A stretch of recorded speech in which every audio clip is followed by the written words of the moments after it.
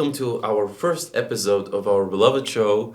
And you might be wondering, what is this show about? Well, we talk about English in general, and we talk about all the disciplines that are considered relative to English. And speaking of which, this type of show welcomes opinions, welcomes knowledge, welcomes everything that is considered information. And we have several guests that comes to us as our beloved friends, our teachers, and our, how do I say this, our idols. So, to all the fans, to all the followers, welcome. And today we are here to introduce to you a very dear friend of mine and a very close friend of mine, as well as he is a nice teacher, as his reputation says, and a very good student. Here's our friend, صغير أمين. Welcome. Hi. First of all, I would love to thank you all for inviting me here, and I'm so glad to be here with you all. Thank you very much. So tell us about yourself, Ms. Amin. As you said, صغير أمين, I'm a student at the university, and as a career, I'm a teacher. Okay, what do you teach? I teach English, middle school students. Okay. And I really love what I do. Actually. Really? Yeah. How come? Well, being a teacher is not just like a person who spread information and that. Mm-hmm. Nah, it's you gotta be educator first of all. Okay. And a teacher as well. Mm. Like, you gotta be a leader. I understand. So you can lead and teach those kids. True, very true. Yeah, you were in their place once. Yeah, I kind of remember those days. Yeah. But why English specifically? English has been my interest since I was young. Mm-hmm. I've been studying it since I was in primary, and I really love it. So I choose to study it in every possible way I can. Okay, interesting. But, okay, you said every possible way. What do you mean by every possible way? How many ways there are? So the fields of English, Mm. like people know English as a language, as a communication of tool. Yeah. But when you go deep in it, Mm. you discover that there is a lot of fields in English. Oh, yeah. Yeah. True. Yeah. Sure. One of these fields is linguistics. Yeah, definitely. Linguistics, for the people who don't know the field of linguistics, linguistics is a field that it's a cross-disciplinary field. It considers many fields at the same time, and it studies the language systematically, not like the way we study it in grammar and so on and so on. Yeah. Now, tell me, as a linguistic student, what are the things that you felt curious about?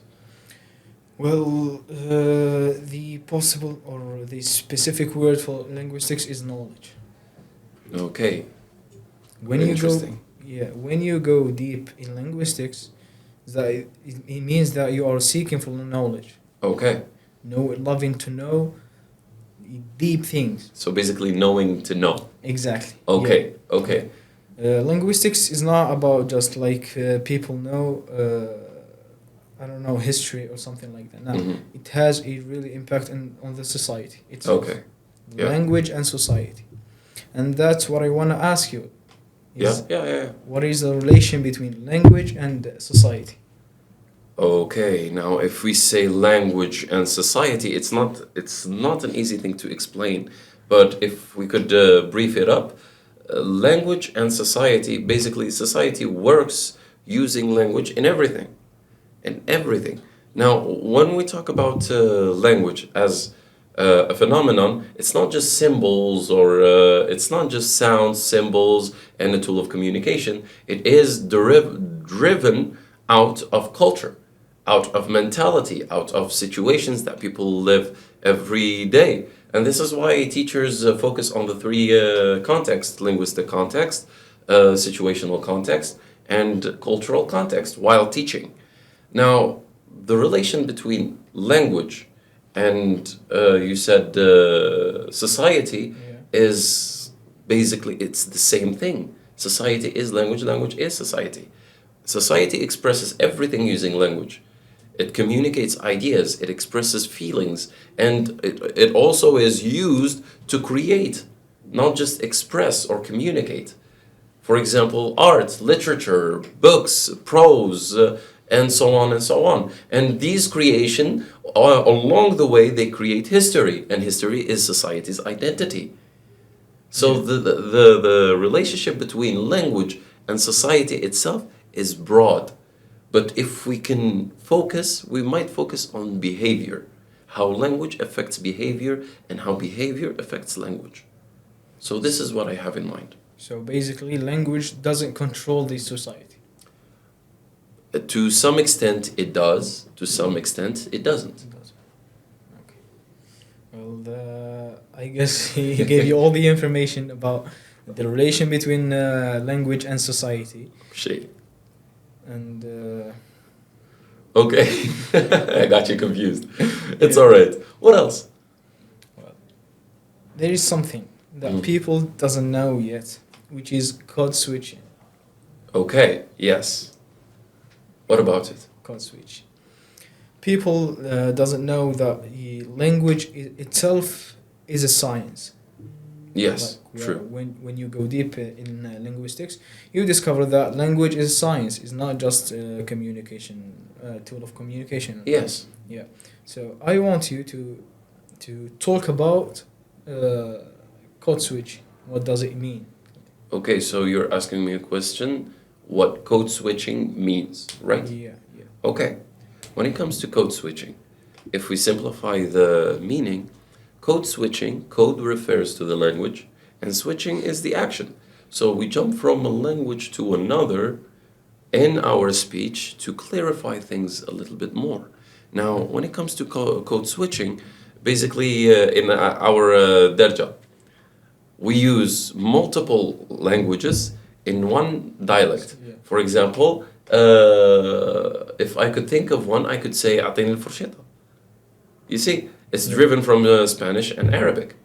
If I say, for example, nowadays they are using English in our dialect, they say "Maskitiksh." I didn't ask you, "Maskitiksh." Okay, so this is code switching. Code switching is basically using other languages within yours to clarify or to transfer the message either quicker or more effectively. So this is code switching as a definition. Okay. So people don't know about code switching, but they use it. Yes. Yeah. When you tell them about what does code switching mean, they understand it better and better because they used it before. Okay. And that's something very cool. Okay, interesting. And when it comes to also to the point here is that people don't see the language they're supposed to see it, if I'm understanding you right. Yeah. Okay. Now, when it comes to that side, it's a little bit different here. It's not that they don't see it the way they should, it's just the way they perceived it as kids. Okay? They used it to communicate, they continued using it to communicate, and they ended in communication. So code switching is basically using other languages in the language itself, or the dialect, your mother dialect. For example, when you use different languages such as French, Arabic, English, all at once. So code switching is basically a tool that people use to communicate. And unfortunately, as you said, people don't perceive language the way they're supposed to be. But it's not the case. The case is people started learning language as a communication tool. Yeah. So they continued using it as a communication tool. And then they ended by using it as a communication tool. That's why I advise people to search about language, not just speaking it. Yeah, true, very true. What else do you have? Questions, other questions? So when we speak about sociolinguistics, we speak also about dialects. Yes. The different dialects that we have in our country and in the whole world itself. Yes. Yeah. What about them? Okay. In Algeria here, Mm-hmm. we have a official language and the national language. National language, true. I would love to know what's the difference between an official language and nation language. Okay, interesting. So this is a field. This is one of the fields that linguistics studies. This is called language planning and language policy. Language planning and language policy. When it comes to language planning and language policy, the sole purpose of this field is to integrate a language in society. Now, when we say national language, it is the language that the whole nation, the whole country uses. But the official language is a language that is used for administrative purposes, it is used for financial purposes, it's official, okay? Yeah. Now, when we talk about the national language, we might say Arabic is our national language, but it is also at the same time an official language because we use Arabic, العربية الفصحى, in the administrations, in schools, and so on and so on and so on. Yeah. And when it comes to French, it is an official language, however, it is not a national language. Despite the fact that a lot of people speak it, we live in a multilingual society. Our society speaks more than one language. So it's multilingual. If it spoke only two, it's bilingual. Now, in our society nowadays, it's multilingual because it speaks Arabic. A big portion speaks French as well. An even bigger portion speaks English. And some people, some portions, speak German, Italian, and Spanish. Yeah, and also Amazigh. And, of course, Amazigh is basically our heritage. Okay? And when it comes to other languages, I wouldn't say that they are official. I wouldn't say that they are spoken languages, but they do exist in our society. So we do have a multilingual society. The difference here is that English is slowly becoming an official language since it's already in schools, it's already in media, and they are already launching programs to educate even higher degrees people, for example, directors or, I don't know, people with high status. They are educating them or they are training them in speaking English. And that is itself a very, very impressive thing to do. Yeah, so our goal in society is to eradicate French. No, it's not to eradicate French. Here, the goal here is not to eradicate French. The goal here is to add English as an official language to the other two languages, which are Arabic and French. And this is, if we ask why, it's simple. The sole purpose of integrating a language in any society is because of its economical power. English is spoken worldwide, and English is also spoken by one of the strongest nations. Yeah. So it is crucial for a nation to learn that language if it wants to increase its economical power. And this is why. Okay, so do you think Algeria, like by programming English in primary school, just the last past years, do you think we are late? Actually, we are a bit late, but we're not too late.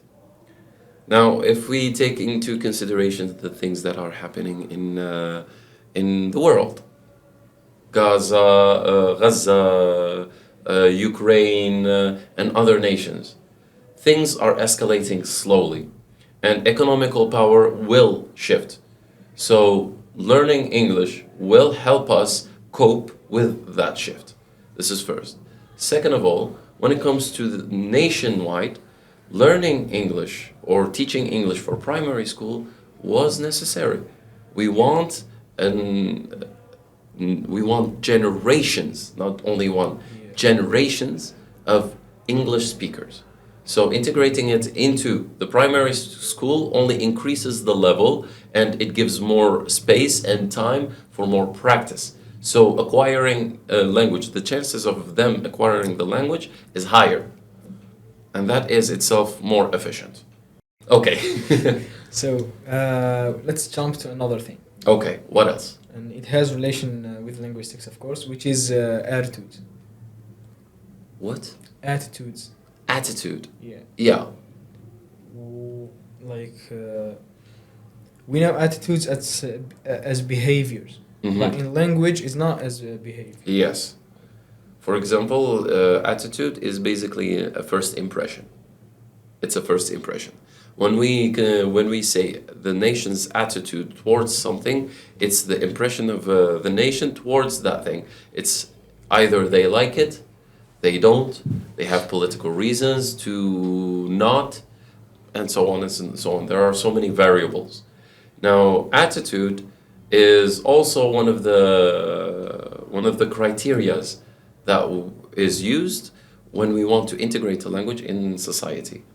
We throw the language in, for example, in social media, in media, and see if people starts to acquire that language fast or slow, see the variables, if they hate it, if it has a political past, and so on and so on. And that determines if we continue integrating that language in society or not. So the attitude is the response of people towards that thing. Yeah, that's nice. Well, Yeah. getting deep into linguistics, Okay. while I was searching about linguistics, Mhm. studying about it, I noticed something that I didn't find a lot of information about, which is urban dialectology. Urban dialectology. Oh, this is a very beautiful field. Okay, do you have any idea about it?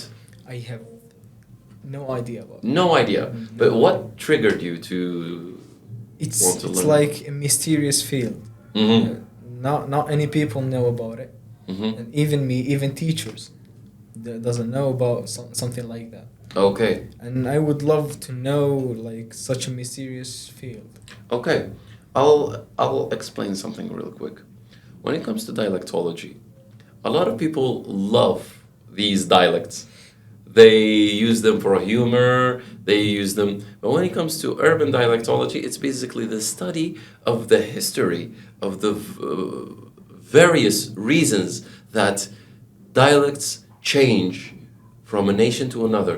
Even though that nation speaks the same language, there are different dialects, there are different accents, there are different, for example, there's the British dialect, Yeah. and there's the American dialect. Some people might even say that there's a whole different language, British language and an American language. Yeah.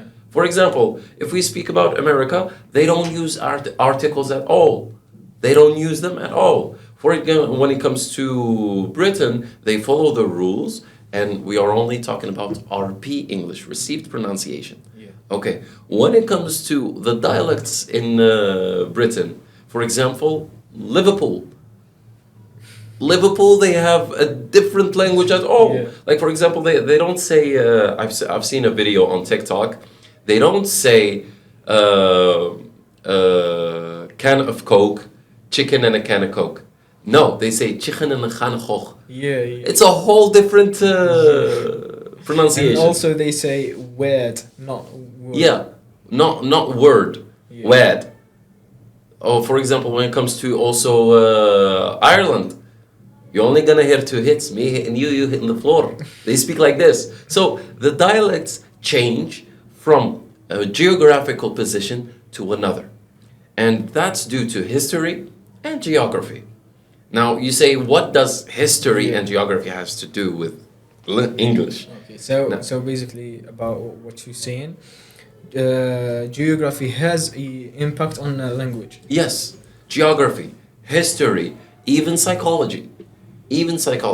Now, when it comes to geography, if we focus on Algeria, in Wahran, they have a very musical Arabic. It's very fast, it's very strong, it's very sturdy. But if you go to the east, Shirq, Gashaq, Slayf, or it's very calm and somehow soothing. Jita, you see how they speak? Yeah, yeah. So, the way they speak, Bit the soft. element that affected that was geography. You see, from a position to another, people change the language according to their either genetics or their perspective of life, sometimes because of their culture, sometimes because of their mental state. The environment. Yes, the environment and the circumstances. Yeah. For example, if we speak about modern days, in modern days, we find that there are a lot of new words coined. We don't say created when it comes to words. We Yeah. say coined words. So they coin words every year. And when it comes to coining words, there's this thing that blew my mind. It's that every generation has its own vocabulary. So with generations, language change. That's history.